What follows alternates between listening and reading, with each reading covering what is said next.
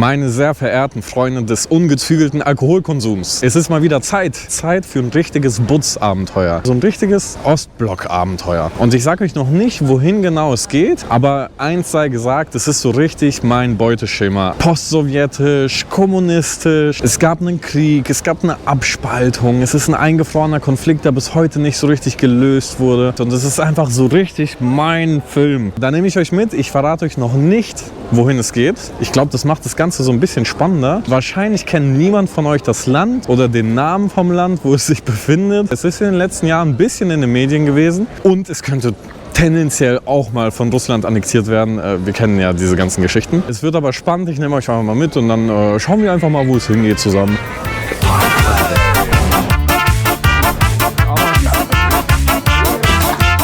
Die deutschen Panzerkraftwagen.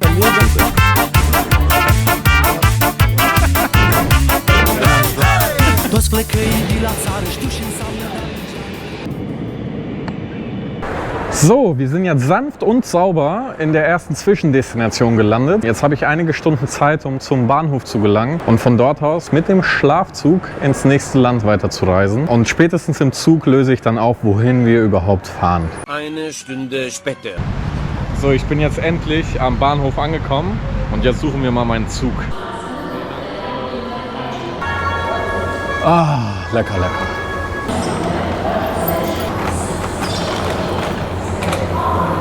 Obligatorisch für jeden sowjetischen Zugbesuch Semischke. Lecker. Alter Vater, habt ihr schon mal so hübsche Grashüpfer gesehen? Junge! Ein Träumchen. Sind aber leider nicht meine. Also meine ist noch nicht da. Ich bin gespannt auf meinen. Alter, der sieht richtig scheiße aus. Genau so wollte ich es haben. So, ich wurde reingelassen. Schön sieht es hier aus. Das ist geil. Das ist genauso, wie ich es mir vorgestellt habe. Der Zug hier, alles auf Russisch. Geil, einfach geil. Bovi? Oh, давай, блядь. What are you doing here? Long time no see, 1 year.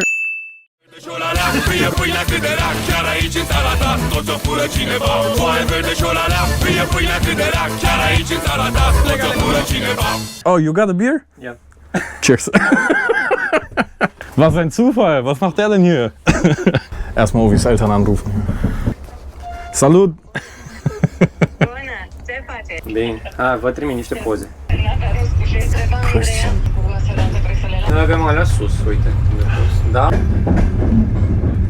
Ich glaube, jetzt kann ich natürlich alles auflösen. Wir fahren in die Vergangenheit. Also im Klartext heißt das natürlich, dass wir jetzt aus Rumänien nach Moldau fahren. Die Zugfahrt bis in die Hauptstadt von Moldawien, nämlich Chișinău, dauert ungefähr 12 bis 13 Stunden. Moldau war damals Teil der Sowjetunion. In den 90er Jahren ist natürlich alles zusammengebrochen, aber gleichzeitig ist in den 90er Jahren auch innerhalb von Moldau ein Staat entstanden. Also die haben sich abgespalten. Das Land, das heißt Transnistrien, das wird nicht anerkannt von keinem Staat der Welt. Und genau da fahren wir nämlich hin. Aber Transnistrien darf man es nicht nennen. Man darf es nur Pridnestrovje nennen, wenn man dort ist. Sonst droht einem eine Freiheitsstrafe von 14 Tagen. Pridnestrovje ist noch so richtig sowjetisch. Also da hat sich nicht so viel verändert. Seitdem die Sowjetunion zusammengebrochen ist, ist Pridnestrovje quasi abgespalten von Moldau und lebt so vor sich hin. Die haben noch die alte sowjetische Flagge. Die reden bis heute Russisch. Es ist wirklich eine absolute Zeitreise. Ich erkläre euch natürlich alles, wie das abgelaufen ist, warum das passiert ist. Und während wir dort sind, wird es natürlich ultra spannend, einfach mal diese Zeitreise in die Sowjetunion zu genießen. Und das Spannende ist auch, dass das Schienensystem hier im Westen, beziehungsweise in Rumänien, ein ganz anderes ist als das in Moldau und das in der Sowjetunion. Und deswegen werden wir irgendwann nachts, wo wir über die Grenze fahren, quasi den Zug hochheben, einmal unten die Reifen austauschen und dann quasi auf das breitere russische System umtauschen. Dann werden wir wieder abgelassen, dann können wir weiter auf den russischen Schienen fahren. Dieser Zug hier ist quasi schon wie so ein Zeitreiseapparat. Schaut euch das hier einfach mal an.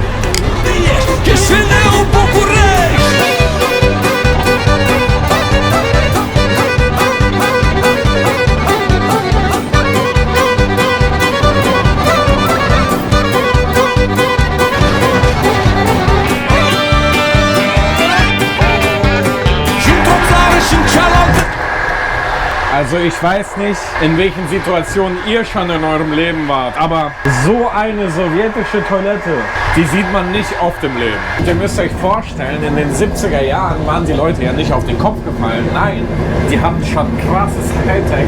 Für unsere Verhältnisse absolutes Science-Fiction quasi. Schaut euch das an.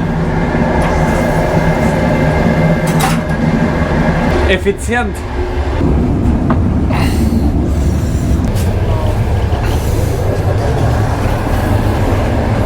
Wir machen uns langsam Bett fertig und dann sehen wir uns morgen wieder. 3:28 Uhr nachts. Wir sind hier an der Grenze zu Moldau. Jetzt werden wir unserer Staatsangehörigkeit entledigt und dann werden wir eingebunkert dafür, dass wir versucht haben, hier einzureisen.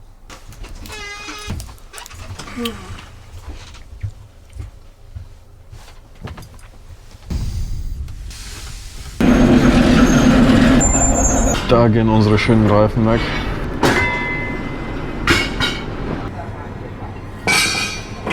So, und da kommen die neuen hin.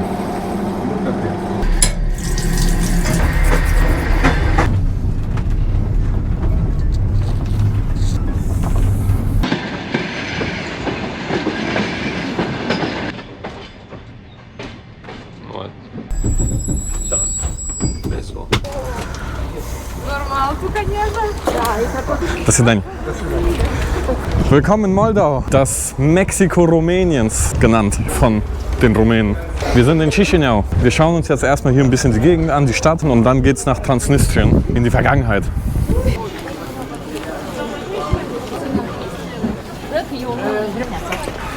Здравствуйте, девушка. Я ищу тут другу, девушку. Чем могу помочь? Не знаете, где можно найти? Вы повесьте себе сюда объявление.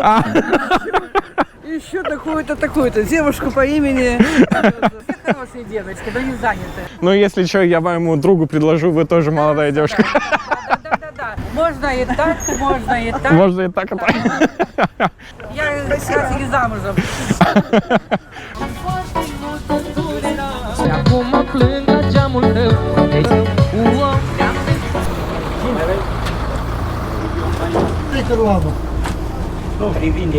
Что это за зверь? Эти козлики Козлики. Откуда? с юга. С юга. Давай, спасибо.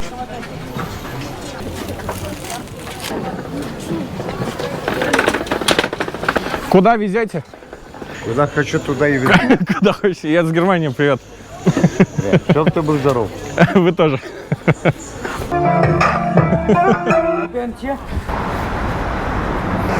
Moldau war vor vielen Jahrhunderten ein eigenes Reich mit eigenem Herrscher und so weiter, bis es dann irgendwann Teil von Rumänien wurde.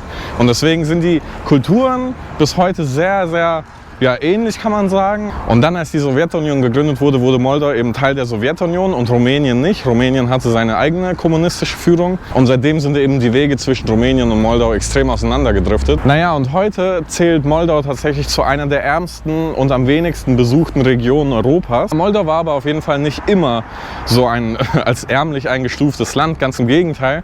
In der Sowjetunion wurden hier einige krasse Prestigeprojekte durchgesetzt, quasi Vorzeigeprojekte, die so für die ganze Sowjetunion als Vorbild galten. Und eins dieser Projekte sieht man bis heute noch richtig geil mitten im Zentrum der Stadt. Und da haben wir auch das Schmuckstück, das Hotel Nacional. Und das war eben in den 70ern ein absolutes Vorzeigeprojekt für moderne sowjetische Architektur, für Modernismus, für Investitionen. Also die Sowjetunion hat das wirklich mit dem Ziel gebaut, das der ganzen Welt zu zeigen, okay, wir sind krass. Und das ist tatsächlich hier auch die einzige Station gewesen, wo man ausländische Währungen sogar tauschen konnte. Das heißt, hier waren auch viele Ausländer da, hier waren Promis da, hier waren alle möglichen Leute da, die es sonst in der Sowjetunion aus dem Ausland so nicht gab. Bis heute wurde hier halt eben nichts gemacht.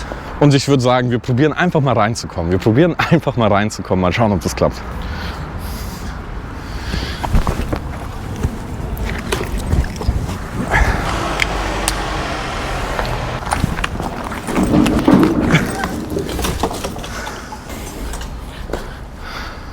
Okay, Freunde, wir sind drin. Ich hoffe, das ist hier natürlich nicht einsturzgefährdet. Man kennt das ja. So, jetzt versuchen wir einfach mal diese definitiv einsturzgefährdete Treppe hier hochzulaufen. Bis nach ganz oben hoffentlich. Und dann haben wir hoffentlich auch einen krassen Ausblick über die komplette Stadt.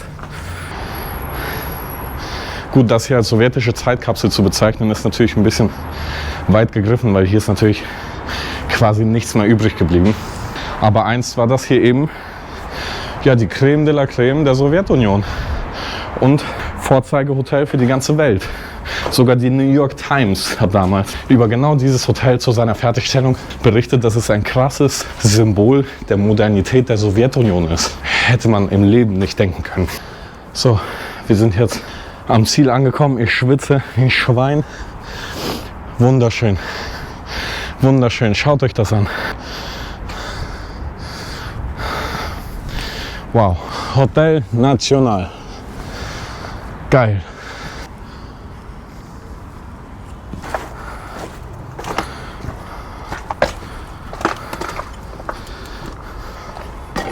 Ovi und ich machen uns jetzt tatsächlich auf den Weg in eine andere Zeitkapsel, eine andere Art von Zeitkapsel, nämlich nicht die der Sowjetunion, sondern eben die der Dörfer.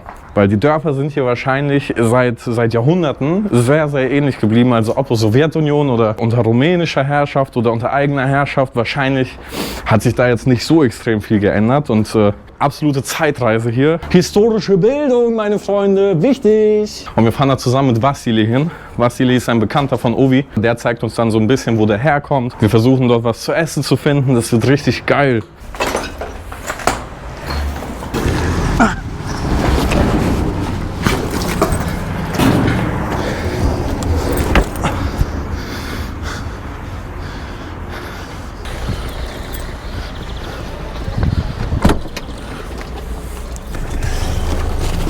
I can translate from Russian to Romanian or from Romanian to Russian or to English. Or... So is it normal that everyone speaks several languages in Moldova? Most of the people speak Romanian and Russian. So really, most of the people still speak Russian? Yeah. That's interesting. So what language do you speak best? Romanian. You call it Romanian or Moldavian? I call it Romanian. Yeah. Some people call it Moldavian, but I think Moldavian is just Romanian with mixed with Russian words. It's just a dialect of Romanian. Vassili hört eigentlich auf zu rauchen. Er hat jetzt einen Tag hat er geschafft und jetzt hat er sich wieder die Kippenschachtel geholt. Well, Moldova has the best wines in the world, as you know. Wine is a big business in Moldova. It's not just a business, it's like a lifestyle. Mhm. Okay. Jetzt geht's hier richtig Offroad. If we go that way, we can get stuck. There's no way back. Well, that's what an adventure is like, right? Well, you can try if you want. Okay, mal schauen, ob wir hier stecken bleiben. Смуглянка, молдаванка, отвечала парню в лоб. Партизанский, молдаванский, собираем мы отряд. Нынче рано партизаны дом покинули родной. Ждет тебя дорога к партизанам в лес густой. Раскудрявый клен, зеленый лист резной. Здесь у клена мы расстанемся с тобой. Клен зеленый, да клен кудрявый, да раскудрявый резной. Раскудрявый клен, зеленый лист резной. Здесь у клена мы расстанемся с тобой. Клен зеленый, да клен кудрявый, да раскудрявый резной.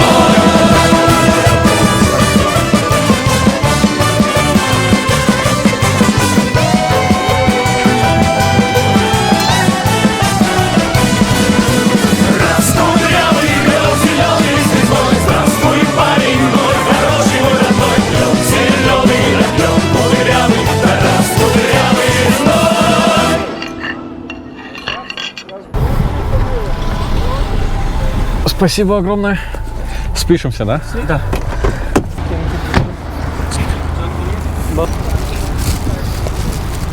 Irgendwann später. Вася, welcome back. What are you doing here? Die Moldawen sind komplett auf den Kopf gefallen. Die trinken Bier mit Tomatensaft. Eine absolute Schande. Schande!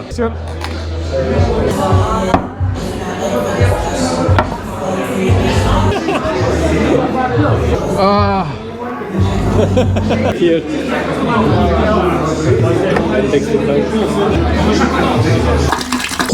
Dann morgen.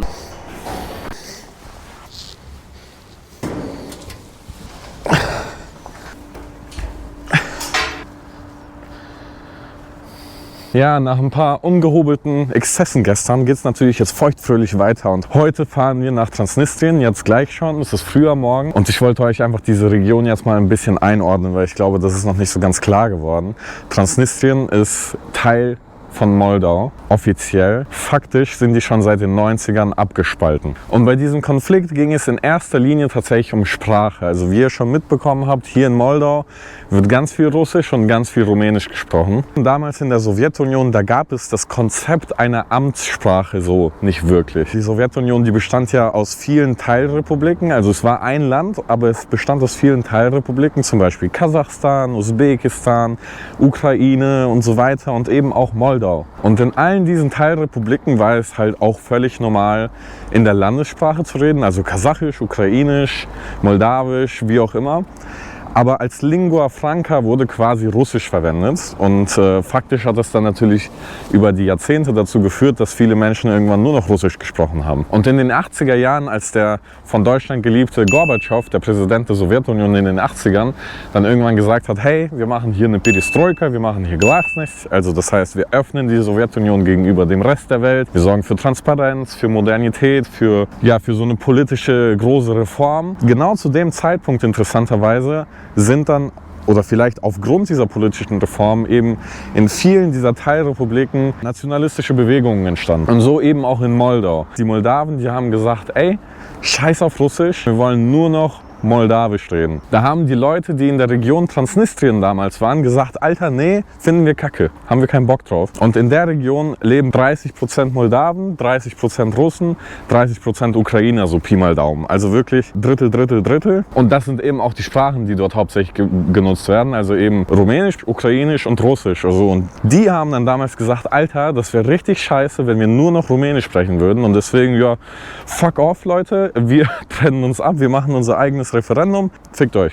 Naja, und so ist eben innerhalb der Sowjetunion diese neue Republik entstanden. Offensichtlich hat das auf ganz große Abstoßungen dann beim Rest von Moldau geführt. Und interessanterweise fand das auch die Zentralregierung in Moskau, fand das tatsächlich auch nicht so witzig. Also die fanden das nicht gut, dass die sich abgetrennt haben und irgendwie ihr eigenes Ding machen wollten. Und dann kam eben die sowjetische Zentralregierung, hat gesagt, ey Leute, chillt mal, so kommt mal runter, hier ist nichts mit Rumänisch, nein, ihr könnt weiter alle eure Sprachen reden, ist doch alles in Ordnung. Und hört auf, euch hier abzuspalten, das ist doch kompletter Quatsch. Und entsprechend wurde halt diese Abspaltung auch nicht irgendwie unterstützt oder so von der Zentralregierung. So, naja, hat ja alles nichts gebracht, die haben sich trotzdem abgespalten. Und dann aber ein paar Jahre später ist die Sowjetunion eben zusammengebrochen und dieser Bereich wollte immer noch nicht Teil von Moldau sein. Und dann kam eben eins zum anderen und die haben angefangen, sich zu fetzen, aber so richtig. Also tausende Tote, Zivilisten, alles Mögliche ist da passiert. Und das, obwohl es in der Bevölkerung eigentlich so zwischenmenschlich keinen großen Konflikt gab. Es wurde quasi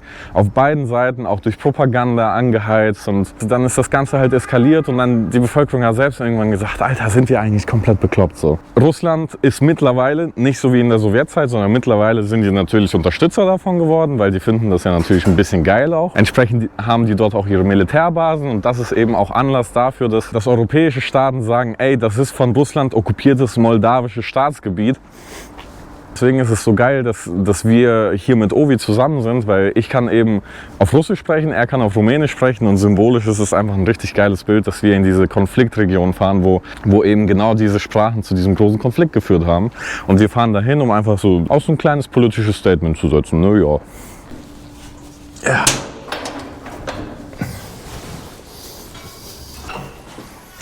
Die deutsch-rumänischen Panzerkraftwagen fahren Richtung Sowjetunion. Are you ready? Ja. Das ist Sanja. Er bringt uns entsprechend über die Grenze sicher und wieder zurück, hoffentlich. Mal schauen, je nachdem, ob wir in den Knast kommen.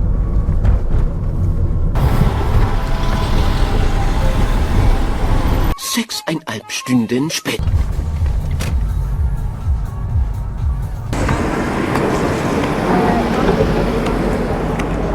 Also wir sind jetzt entsprechend sauber über die Grenze gekommen. Und jetzt sind wir hier in der ersten Stadt quasi, Bendera heißt das. Ist die zweitgrößte Stadt hier in Pridnestrovje. Und wie ihr seht, also zumindest hier auf diesem Platz mit dieser Kirche ist sehr aufgeräumt. Und vor allem ist es also hier sind richtig wenig Menschen. So gut wie keine Touristen, es ist extrem ruhig. Man fährt über die Grenze und auf einmal so ein relaxter Vibe kickt irgendwie hin. Natürlich, Wetter ist auch komplett krank heute. Hier ist das ewige Feuer. Das gibt es eigentlich in jeder postsowjetischen Stadt. Hier PMR steht für Pridnestrovische Moldauische Republik. Hier ist die Pridnestrovische Flagge. Und dieses ewige Feuer, das brennt tatsächlich, also das muss durchgehend brennen seit dem Ende des Zweiten Weltkriegs. Wenn es enden würde, dann würde es quasi symbolisch bedeuten, dass man die Erinnerung verliert. Tatsächlich ist das auch der Grund, warum Transnistrien hier so ein verbotenes Wort ist und man es Pridnestrovje nennen muss, weil während des Zweiten Weltkriegs wurde hier diese Region von den Nazis eingenommen und die Nazis haben es halt damals Transnistrien genannt. Und in Transnistrien gab es eben auch Konzentrationslager und die Juden wurden hier ermordet, also das volle Programm. Und seit September letzten Jahres darf man eben Transnistrien nicht mehr sagen, weil es halt eben so ein Nazi-Symbol ist oder beziehungsweise die Erinnerung an das, was die Nazis damals hier gemacht haben, auslöschen würde. Deswegen heißt es eben offiziell Pridnestrovje und wer es Transnistrien nennt, wie gesagt, Freiheitsstrafe. Natürlich achtet hier halt, also hier ist jetzt niemand, der das hören würde, aber ja, muss man aufpassen, weil da hinten sind ja auch schon die Cops. Dieser hübsche Kerl hier ist nicht Gagarin, nein, das ist Alexander Lebed. Tatsächlich war das der General. Ich habe euch ja erzählt, die Moldawen und die Pridnestrovje sind ja also ein bisschen eskaliert wegen der Sprache und Pridnestrovje wollte sich abspalten und so weiter. Und dieser Kerl hier, russischer General, kam dann, nachdem hier Blut vergossen wurde, nachdem hier es komplett eskaliert ist, tausende Tote, kam dann an, hat gesagt, Alter, jetzt chillt hier mal, hier wird nicht mehr geschossen. Das heißt, er hat quasi das Blutvergießen gestoppt, deswegen hier auch eine Statue für ihn. Allerdings ist der Konflikt auch seitdem eben eingefroren und seitdem hat sich halt eben nichts verändert. Die Situation ist ein bisschen schwierig und ich sag mal so, ist es auch eigentlich im Interesse Russlands, diesen Konflikt eingefroren zu lassen, weil die natürlich hier gut Einfluss ausüben können. Also wenn ich ehrlich bin, sieht das eigentlich noch Berlin aus hier. Man würde tatsächlich denken, dass es super schwer ist, irgendwie hier über die Grenze zu kommen und so weiter. Tatsächlich ist es überhaupt nicht so. Und alle halbe Stunde kommt hier ein Bus zwischen Chișinău und die Bevölkerung hier kann eigentlich total frei hin und her fahren und das ist eigentlich gar kein Problem. Und wir nehmen jetzt hoffentlich so einen richtig schönen Grashüpfer. Genau, in so einen Grashüpfer wollte ich schon immer mal rumfahren. Unsere Schönheit, wow. Wow, ist er hübsch. Alter Vater, was eine Heuschrecke.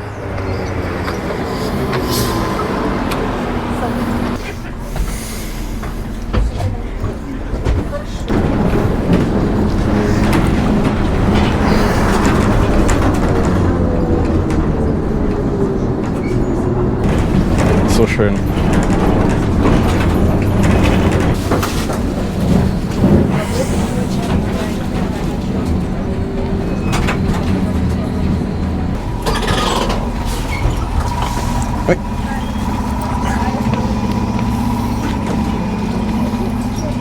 Also ich muss sagen, ich fühle mich hier tatsächlich richtig gut. Also es fühlt sich überhaupt nicht irgendwie ärmlich oder gefährlich oder irgendwie isoliert an. Klar, es ist eine Zeitkapsel, aber es ist keine negative. Die Babuschkas, die hier 24/7 am Verkaufen stehen, die haben wahrscheinlich noch nicht mal mitbekommen, dass die Sowjetunion nicht mehr existiert. Es ist hier wahrscheinlich alles komplett gleich geblieben. Tatsächlich muss man aber allerdings sagen, wenn man zum Beispiel durch Chișinău geht, dann sind alle Stände vollkommen besetzt. Hier sind doch schon bestimmt 1/3 der Stände nicht besetzt. Also ich weiß nicht, ob das vielleicht am Tag liegt. Vielleicht ist das doch tatsächlich ein Zeichen, dass hier die Wirtschaft vielleicht auch ein bisschen schwächer ist.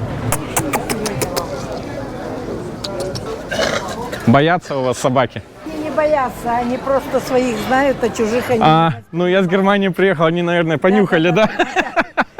Нет, они очень их хорошо... К немцам относил. Своим людям знают. Ах, понятно.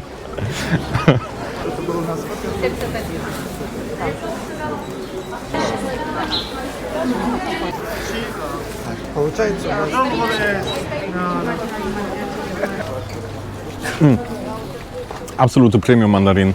Kann sich Edeka eine Scheibe von abschneiden. Здравствуйте. Столовка СССР. Die sowjetische Kantine. Proletarier всех стран, соединяйтесь. Das Proletariat aller Länder, vereinigt euch.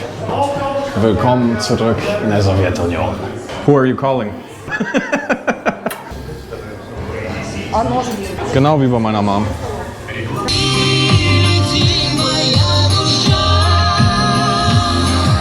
Ich würde sagen, wir gönnen uns mal eine kleine Flasche Creme Soda.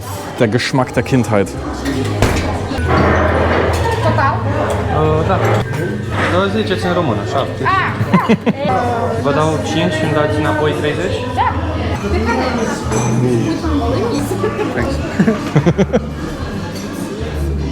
How is it? Sweet. You like it? Yeah, I mean it's interesting because it's like eating a cake, but with a lot of water.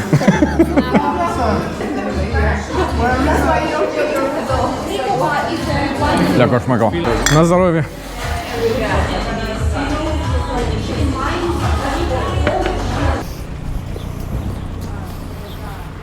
Das hier ist tatsächlich das Rathaus von Bendera und hier sieht man bis heute noch von den 90ern die ganzen Einschusslöcher.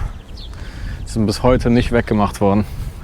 Die ganzen Kämpfe haben auch tatsächlich vor allem hier in dieser Stadt stattgefunden, also in Bendera und nicht in der Hauptstadt Tiraspol, weil Bendera ist halt direkt quasi an der Grenze zu Moldau.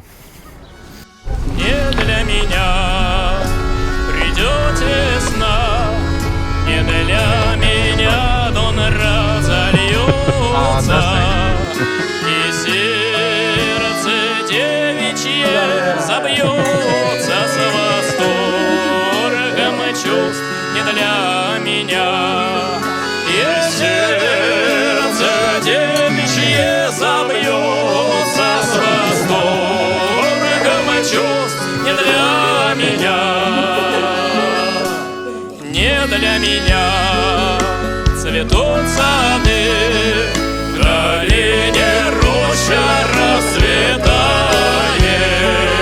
там соловей весну встречает, он будет петь для меня, там соловей весну встречает, он будет петь.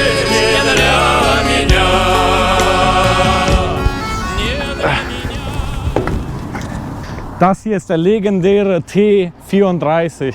Wahrscheinlich die Hauptwaffe, mit denen die Nazis damals besiegt wurden. Zum Teil auch aus amerikanischem Metall gemacht. Hier steht Za Rodinu, also für das Mutterland quasi, für die Heimat. Ganz symbolisch, unter diesem Panzer wurde hier auch die Erde aus Stalingrad gebracht. Und Stalingrad war ja der große Wendepunkt des Zweiten Weltkriegs. Und jetzt steht das hier in Tiraspol, der Hauptstadt von Pridnestrovje. Und hier sehen wir wieder das ewige Licht oder das ewige Feuer. Natürlich deutlich größer als noch in Bendera, weil das eben die Hauptstadt ist. Und am 9. Mai, am Tag des Sieges, bald in ein paar Wochen, wird hier auch eine große Militärparade stattfinden, so wie man das aus Moskau kennt. Und hier sind viele der gefallenen Soldaten begraben, die beim Bürgerkrieg 1992 gefallen sind, beim Abspalten von Moldau. Ja, und hier ist mein relativ guter, alter, bekannter Herr Lenin. Der ist relativ fame. Habt ihr bestimmt schon mal gesehen. Er ist so ein Cool Kid aus der Schule damals noch. Ich krieg einfach nicht genug von diesen geilen Heuschrecken. Alter Vater, guckt ihn euch an. Boah, was ein Ding, Alter, was eine Maschine! Und wie ich ja schon eingangs erwähnt habe, also in Pridnestrovje wird immer noch die sowjetische Symbolik verwendet. Wer es noch nicht weiß, Hammer und Sichel, also das Symbol kennt man ja, aber der Hammer steht eben für die Arbeiter in der Stadt oder im urbanen Gebiet und der Sichel steht für die Arbeiter auf dem Land. Moldau ist natürlich ein Land, das ist sehr von der Landwirtschaft abhängig und das sieht man hier auch entsprechend. Also Mais und Pfirsiche und Weintrauben und das sind alles Produkte von Moldau. Und wie auch schon erwähnt, hier gibt es 3 Amtssprachen, also einmal Russisch, einmal Moldawisch mit kyrillischen Buchstaben und einmal Ukrainisch. Das ist bis heute so und das hat sich seit 1992 nicht geändert. In der richtigen Republik Moldau ist es nur Moldawisch mit lateinischen Buchstaben, also die wir auch in Deutschland verwenden. Also um nochmal zur Frage zurückzukehren, ob Russland das hier als nächstes einnehmen wird nach der Ukraine. Ganz ehrlich, also Hier dieser komplette Platz, kann man sagen, wird von Russland finanziert. Das komplette Gas, was hier in dieses Land kommt, die komplette Energie, die in dieses Land kommt, wird von Russland finanziert. Die Renten in diesem Land, die werden von Russland ausbezahlt. Und die Gesetze, die passen sich seit vielen Jahren der russischen Gesetzgebung an. Also ehrlicherweise weiß ich gar nicht, ob es sich für Russland überhaupt lohnen würde, dieses Land hier zu annektieren und hier irgendwie einzumarschieren, weil es ist eigentlich faktisch Russland. Also es hat seine eigene Flagge und es hat theoretisch seinen eigenen Präsidenten und es liegt irgendwie nicht im russischen Staatsgebiet, aber faktisch, also ich muss sagen, weiß ich nicht. Also es fühlt sich an, als wäre man in Russland. Alles hier fühlt sich an, als wäre man in Russland. Gut, hier ist die Staatssprache noch ukrainisch, das wäre jetzt in Russland wahrscheinlich nicht passiert. Aber grundsätzlich, when in Soviet Russia, you eat Soviet Plombier. Cheers. Das ist so viel besser als bei uns. Das ist so lecker. Wir holen uns direkt noch eins. Oh, wie trainiert jetzt sein Russisch? Mal schauen, ob das hinbekommt. Я хочу сейчас мороженое.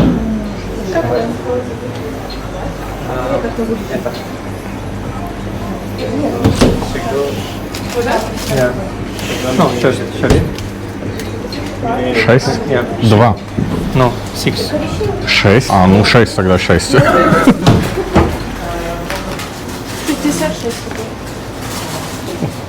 60 6. 66. Спасибо. What the fuck are you planning with all this ice cream, man? I don't know. 1 рубль. Есть? 1. Есть? Рубль. 1 рубль есть? Yeah. Дай ей. Дай ей 1 рубль. Да. О, молодец. Now let's go give this to the babushka so they can give you a wife. Exchange this for a wife. Спасибо. До свидания. Молодец. I approve of your Russian skills. Very nice. Your own hand? Yeah. Alter Leute, ich muss ehrlich sagen, ich bin ein bisschen schockiert. Dass die Stadt, also zumindest die Hauptstadt hier, ich weiß nicht, inwiefern das irgendwie einfach nur so ein Vorzeigebeispiel oder irgendwie so Propaganda ist oder so, aber ehrlicherweise ist hier die Hauptstadt aufgeräumter und sauberer und irgendwie chilliger als Chișinău in Moldau. Also man muss nicht drüber reden, dass das eigentlich das ärmere Land ist, das mit deutlich weniger Menschen, weniger Wirtschaft, weniger Möglichkeiten, aber trotzdem, also wirklich, man kann sich wirklich nicht beklagen, Mann. Привет! Meine Freunde, also wir sind jetzt wieder zurück hier in Chișinău und es ist irgendwie ein ganz komisches Gefühl. Jetzt so rückblickend hat sich Pridnestrovje so ein bisschen angefühlt wie, kennt ihr das im Europapark oder in so Freizeitparks, wo immer so kleine Versionen von Städten nachgebaut werden, irgendwie so kleine Fake-Städtchen. So hat sich das angefühlt, irgendwie so super sauber und irgendwie super schön hergerichtet, aber irgendwie auch so klein und unecht. Aber nicht im negativen Sinne. Also wirklich, ich bin total verwirrt irgendwie. Es ist überhaupt nicht das, was ich mir vorgestellt habe. Ich habe das immer so vorgestellt, deswegen wollte ich da unbedingt hin. Ich dachte, das wäre so richtig abgeranzt, so richtig Sowjetunion, so richtig Oldschool-Block, grau und so. War es überhaupt nicht. Hat sich angefühlt wie der scheiß Europapark. Ich bin komplett schockiert. Ja, meine Freunde, ich hoffe, ich habe meinen Bildungsauftrag hiermit erfolgreich erfüllt. Meinen Entertainment-Auftrag, meinen Bildungsauftrag, meinen menschlichen Auftrag, meinen politischen Auftrag, meinem Lebensauftrag. Bin ich hoffentlich gerecht geworden mit diesem Video. Ich erwarte mindestens 50.000 Views. Mindestens. Ja, und heute ist Ostern, deswegen gehen wir uns jetzt ein bisschen die Kirche anschauen, gehen uns anschauen, welche Gottesdienste hier stattfinden. Ja, und damit einen wunderschönen Sonntagnachmittag aus Moldawien. Peace out.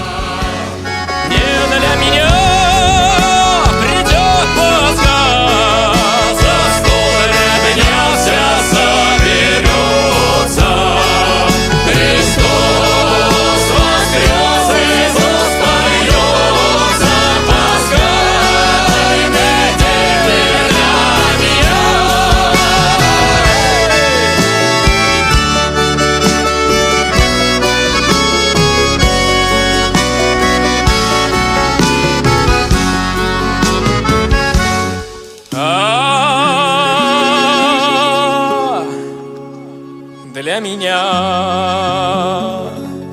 Кусок свинца